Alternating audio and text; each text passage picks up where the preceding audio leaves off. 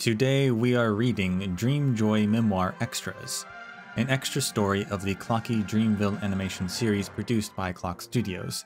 It explores the past and future of various characters in Dreamville. Note, this story takes place in a different timeline from that of the main series.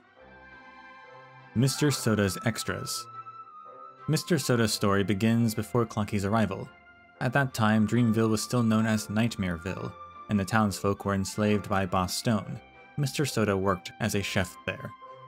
He was hired by Boss Stone to cook for the crocodiles and the townsfolk. The crocodiles demanded him to prepare sumptuous meals using lousy ingredients. If the food didn't suit their taste, Mr. Soda would be beaten up. With each passing day, Mr. Soda's resentment towards Boss Stone intensified. Boss Stone sent the townsfolk to dig for stones every day, but he only fed them dirty water from the crocodile pond and weeds from the swamp, making everyone's life miserable. To soothe the agony of the townsfolk with sweetness, Mr. Soda starts to concoct a mysterious drink. He hopes the drink could lift the townsfolk's spirits and help them find the courage to make a breakthrough. Mr. Soda was one such a gentle and caring drink. Yet Mr. Soda's actions infuriated Boss Stone, who couldn't allow anyone to behave willfully on his turf. Boss Stone unscrupulously captured Mr. Soda using a dirty trick and sent him to prison. Fortunately, Brother Hanu and Clocky managed to rescue Mr. Soda. Mr. Soda then joined them to rebel against Boss Stone. Because of Mr. Soda's past benevolent deeds, many of the townsfolk chose to stand by him. Holding a Soul Glad bottle each, the townsfolk worked in unison and gave those despicable crocodiles a thrashing. At last, Boss Stone was ousted, and peace was restored in town. Later, Mr. Soda opened a soda factory. He emerged as a well-known beverage tycoon in Dreamville, and his Soul Glad became known across the lands. Note, the content of this passage does not exist in the same timeline as the canonical events. For canon, please refer to Clocky and Dreamjoy Memoir. Boss Stone's Extras. Hey there, viewers. The protagonist of this story is the one big bad egg who we're all very familiar with, Boss Stone.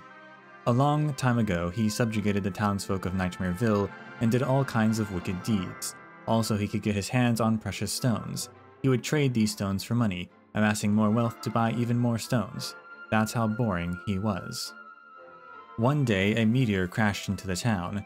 The crocodiles were at a loss for what to do, creating a chance for the townsfolk to launch a counterattack. Faced with townsfolk openly hostile against him, Boss Stone decided to suppress them with violence. However, the leader of the townsfolk, Brother Hanu, was valiant, and he even managed to enlist the help of the Compass crew who came from afar. Clocky, Mirror Princess, and Captain Revolver from the ship gave Boss Stone a lot of trouble. At last, Boss Stone was vanquished and ousted from the town, and Nightmareville was transformed into Dreamville. Boss Stone did not throw in the towel. Instead, he vowed to reclaim control of the town. He blocked access to resources and launched a vigorous attack in retaliation.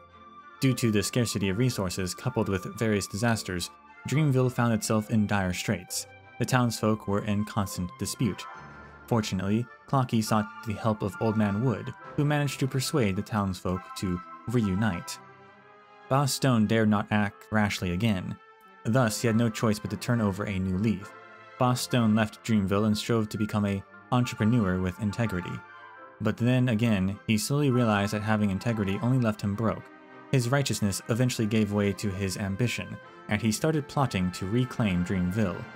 As days went by, the townsfolk gradually forgot about Boss Stone's wickedness, but there was no doubt the villain still had his eyes upon Dreamville. He and his lackeys were bound to return someday.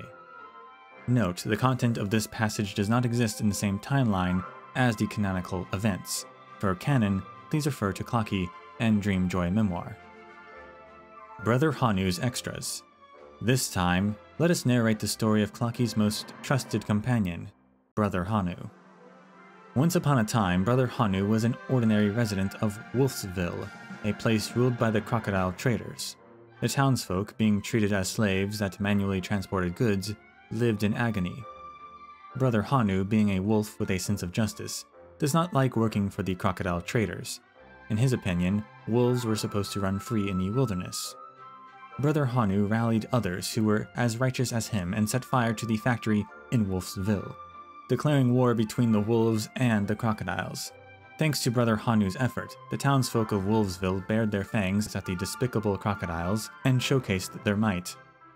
However, there were simply too many crocodiles in the world, and Wolfsville eventually ended up in a crisis.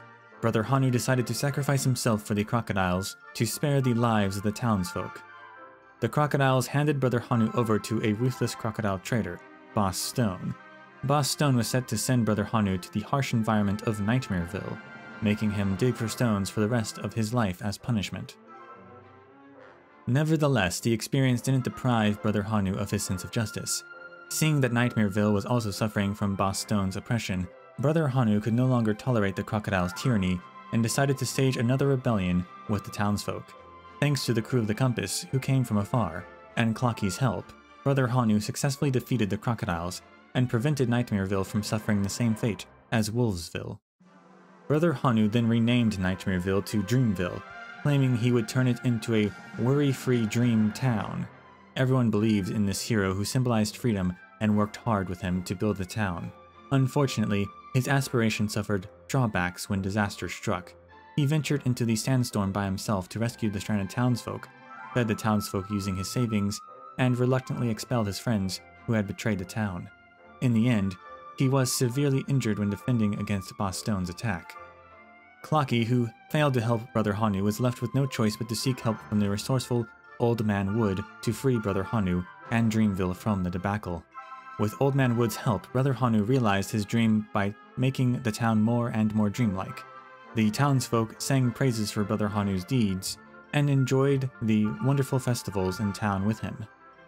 Note, the content of this passage does not exist in the same timeline as the canonical events. For canon, please refer to Clocky and Dreamjoy Memoir. Origami Birds Extras. The Clocky's animation features a lot of lovely origami birds that built the magnificent Dreamville. Now let us delve into their story. After ousting Boss Stone from Nightmareville and renaming the place Dreamville, Clocky and Brother Hanu racked their brains trying to transform the town into a truly dreamlike place. Luckily, Professor Owl, a nest-building genius whom Clocky met during his journey, made a surprise visit to the town. At Professor Owl's call, birds from all over the world flocked to Dreamville. Young Master Gold, who once worked for the crocodiles, Verdant Manager from Smartville, Lady Vermilion from Happyville, and Boss Red, who grew up in Nightmareville, were Professor Owl's most trusted students. Under their guidance, it didn't take long for the origami birds to erect beautiful houses in Dreamville. A blue bird later joined the flock. Known as Dr. Blues, the bird was not as mature and reliable as the other bird leaders, but Professor Owl greatly valued its talent. Because it was the youngest in the flock, the other birds treated it as their junior and taught it various architectural methods. Dr. Blues soon became the most skilled origami bird and became best friends with Clocky. Dr. Blues thought he would spend the rest of his life sprucing up the town with the other birds, living happily ever after. However, nothing good lasted forever. The beautiful town attracted residents from all walks of life, including baddies, who turned the town ugly. To get rid of the black sheep, Old Man Wood decided to take charge. The decision didn't sit well with many origami birds, who opined that Dreamville belonged to all, not just Old Man Wood. The origami birds distanced themselves from Old Man Wood, and the flock eventually dispersed. Dr. Blues was the only one that remained in Rooseville, a place established by Clocky, to wait for the return of its companions. After years of waiting, it never heard the chirp of another bird. Just as Dr. Blues thought of leaving Dreamville for its lair, the long-awaited Clocky showed up. Upon learning the origami bird's plight, Clocky helped Dr. Blues to reunite with the others. The 5 birds have reunited again. In the days to come, they will lead more origami birds in constructing an even more beautiful Dreamville. Note: the content of this passage does not exist in the same timeline as the canonical events. For canon, please refer to Clocky and Dreamjoy Memoir. Old Man Wood's Extras. There is one mysterious character frequently mentioned in the previous animated stories, Old Man Wood. Although he is a well-respected figure in Dreamville, much trusted by Clocky and the townsfolk, he also harbors a fair share of secrets. This time, let us elaborate on his story. Old Man Wood used to be a sage in the Wood Kingdom, where every tree was upright and virtuous. To spread such virtues around the world, every tree was always eager to help others. One day, a letter landed on Old Man Wood's treetop because of the wind. It was a letter from Dreamville, describing the unsolvable crisis the town was currently facing and how they needed a capable helper. Acting out of kindness, Old Man Wood immediately set off to Dreamville, along with his saplings. When Old Man Wood met the letter sender, the quirky Clocky, they immediately hit it off and became good friends. The two ended Dreamville's crisis together, and Old Man Wood emerged as a role model and pillar of support for the townsfolk. As Dreamville became more crowded later, Old Man Wood realized the importance of expanding the territory. King Clocky issued a recruitment post, summoning cowboys across the lands to explore the wilderness in return for rewards. Yet nothing good lasted forever. The cowboys soon turned hostile, showing signs of occupying the lands themselves. Old Man Wood wanted to stop their unconscionable act, but his efforts drew fierce retaliation. The cowboys set off fireworks to damage Old Man Wood's treetop. Suppressing his anger, Old Man Wood drove the cowboys out of Dreamville. Old Man Wood's graciousness was not appreciated. As Dreamville thrived, more and more people came, including the likes of Boss Stone's underlings and other notorious criminals. They set fire to the town hotel, endangering the townsfolk. Old Man Wood rushed into the hotel to rescue the townsfolk, but his trunk was burnt hollow. Notwithstanding the incident, the noble soul within Old Man Wood's trunk remained intact. He became the mayor of Dreamville and continued to uphold his ideals. To keep the town safe, he selflessly blocked out bad guys with his branches and wooden sticks, ensuring the town could thrive under his protection. However, Clocky misunderstood Old Man Wood, thinking that Old Man Wood used his branches and laws to restrict the townfolk's freedom. Clocky established a new village at the old site of Dreamville, and gathered a bunch of townsfolk who also had the same misconception. Old Man Wood did not hold it against them. He was certain that the misunderstanding would one day be resolved, just like how his original aspiration had never wavered. Old Man Wood was once a kind sage, and he still is one now. In any case, Dreamville still depends on this reliable big tree for support, and grows under its protection. Note, the content of this passage does not exist in the same timeline as the canonical events. For canon, please refer to Clocky and Dreamjoy Memoir. Hamster Ball Night's Extras. Hey, all eyes on this flustered little hamster. If it weren't for the medal on his chest, who would have thought he was the famous superstar in both Dreamville and Penacony, Hamster Ball Night? This time, let us cover his story. Go, go, go, go. In Hamsterville, where Hamster Ball Night lived, everyone was struggling to make ends meet. Not only did they not have enough food and clothes, but they also had to worry about being eaten by the huge cat. Hamster Ball Night was bent on leaving the place since young to carve out a happier life for himself. He heard of a faraway place called Dreamville, where it was rumored to be blessed with an endless supply of nuts and money to eat and spend. Without hesitation, he hit the road and made his way toward Dreamville. The moment he set his sights upon Dreamville, he was dumbfounded. The place turned out to be cramped, shabby, and desolate. Hamster Ball Night thought of leaving, but he was drawn to Spheroid, a unique transportation tool there. As a hamster, he found the rolling contraption irresistibly appealing. In the days that followed, Clocky often spotted a spheroid named Velocinaut racing through the desert, leading the pioneer team and winning most bounties. As peace was restored in Dreamville after a series of events, more and more people gathered in the town. The town had indeed expanded, but it still lacked a unique means of generating income. Bored, Clocky thought about the pioneering hamster and his spheroid. Clocky later organized a spheroid race and prepared abundant prizes. Whoever finished the race the quickest would get rich overnight. The race piqued the interest of Hamster Ball Night, who signed up along with his Velocinaut. Hamster Ball Night had no match during the race because he was simply too fast. The race was tailor-made for him.